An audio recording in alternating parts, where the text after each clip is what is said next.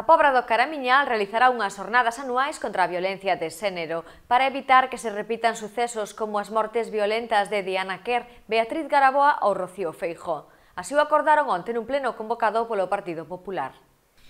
A Corporación da Pobra do Caramiñal acordou onte no pleno urxente extraordinario convocado polo Partido Popular a realización dunhas xornadas de sensibilización contra a violencia de xénero.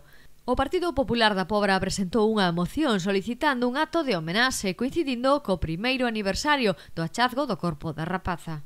A moción foi emendada por Nós Pobra e BNG para que os actos sexan enfocados a todas as vítimas, polo que se aprobou a promoción dunhas xornadas de sensibilización e prevención contra a violencia de xénero, xornadas que se farán coincidir previsiblemente cunha data sensible en relación á desaparición e morte da moza madrileña.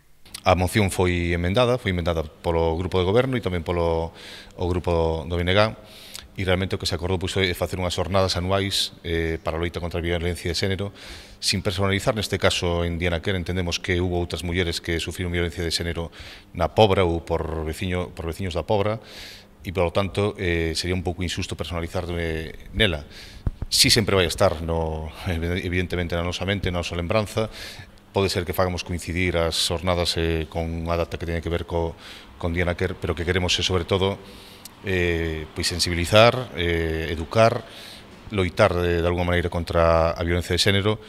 Lamentamos que non houbera acordo en facer unha moción, digamos, conxunta, pero o importante creo que sí que estamos todos os grupos de acordo en intentar facer o posible para erradicar esa lacra.